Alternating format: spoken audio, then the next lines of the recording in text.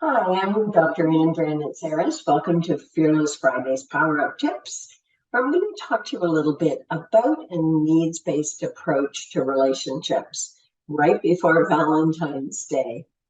So, a needs-based approach refers to the idea that the foundation of a healthy relationship is the fulfillment of each partner's emotional and physical needs. This approach emphasizes mutual understanding, empathy, and effective communication as factors in building a strong relationship. When we look at need satisfiers, we look at aspects or activities within the relationship that meet the predominant need of the person.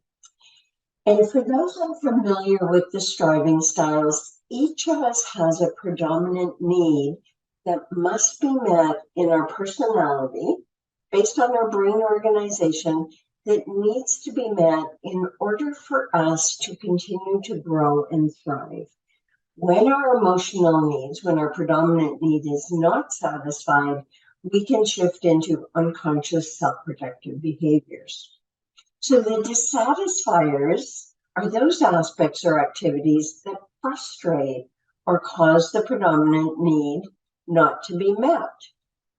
And so, for example, if I am an artist striving style, an INFP or an ISFP, my need might be frustrated by a friend or a partner who is a leader, ESTJ or ENTJ, with their need to be in control.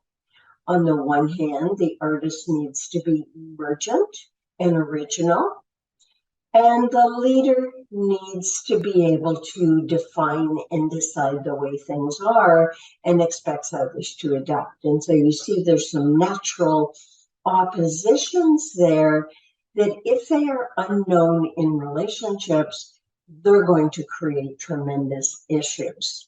So those self-protective behaviors emerge because we feel threatened because we're not going to get our emotional needs met. This negatively impacts the relationship and ultimately gets in the way of both parties being dissatisfied in the relationship. So there tends to be more need dissatisfiers. They're a little bit more difficult to find because, myself as an INTJ visionary, for example, I can be going around talking about ideas and, things I want to do and how I want to change things and, a vision to move in a couple of years. And that's because I have a need to envision. I have a need to perceive a future different from the present. My stabilizer husband, on the other hand, with his need to be secure, ISTJ, naturally is agitated, starts to get anxious about what it means to his need. How will I get my need to be secure met if we go off and do this? So even a simple conversation about, playing with an idea can frustrate or thwart the predominant need of another person's striving style, especially when you aren't aware of how different each predominant need is, how different every personality type organizes themselves and their psychological security around getting this need met. And with the absence of satisfiers, with the presence of dissatisfiers, you can feel some happiness or satisfaction in your relationship. However, you're more likely going to find yourself unsatisfied without knowing why, easily irritated, depressed, angered, or frustrated. You might even find fault with others or pick fights about inconsequential things as a result. It's like, something's got to give, something's got to come. You're not satisfied. You don't know what it is, but hey, if I pick a fight, then maybe I'll figure out what that is. The other thing is when you're not getting your needs met, you're more likely to be stuck, like really feeling like you're emotionally stuck somewhere. You can't move. And so you engage in non-productive and self-protective behaviors as well.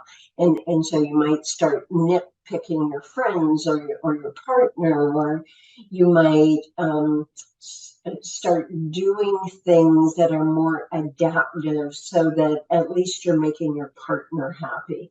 You put your energy into helping other people as opposed to thinking, hey, I need to find someone to help me because I don't know why I'm stuck. And being stuck simply means we are not getting our needs met in some area of our life, or you can be getting your needs met at work and then come home and feel dissatisfied. I'll give an example, the need for recognition. So you go to work and you're the boss and, everybody recognizes you. Everyone wants to talk to you. They listen to you. You're validated. And then you come home and your partner is immersed in watching something on YouTube, or he's playing a game, or you just need to, he asks, how was your day? But, when you start to tell him, he tunes you out, he's tuning you out. Just an example. And so your needs are frustrated at home. You don't know what to do about it. So you end up spending more time at work rather than resolving the actual issue of getting your needs met. So we really promote this notion of knowing what your predominant need is, because one of the first tenets of emotional intelligence is self-awareness. And if you're not aware of your needs, how do you ask for them? How do you negotiate to get your needs met without first knowing what those needs are?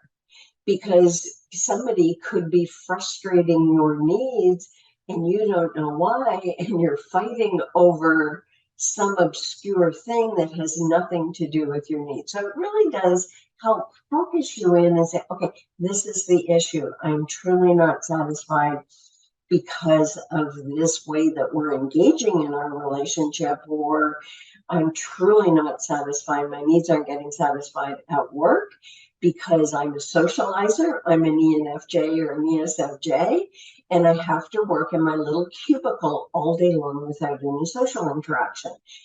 That burns energy. It takes so much energy away from the socializer striving style. Again, really simple examples of, you keep working at that job as a socializer, you're going to get sick because your needs are going to be unsatisfied for the lion's share of the day. When we look at relationships, we don't usually go at them in a really conscious way. So I really invite you to go onto our website, nowfixyourrelationship.com. Look at some of the resources we have for, especially this month during the relationship month of February. I invite you to go on and check out the needs of the different personality types. We've got lots of free resources on YouTube as well, where you can look at changing the way you do relationships in all aspects of your life and step forward seeking to get your needs met and negotiating with your partner so that they get their needs met as well. So until next time, I'm Dr. Ann Dranitsaris, hoping that you have an amazing romantic relationship month. And please, please, please join us as we provide you tips and tools for powering up yourself and in your relationships. Bye for now.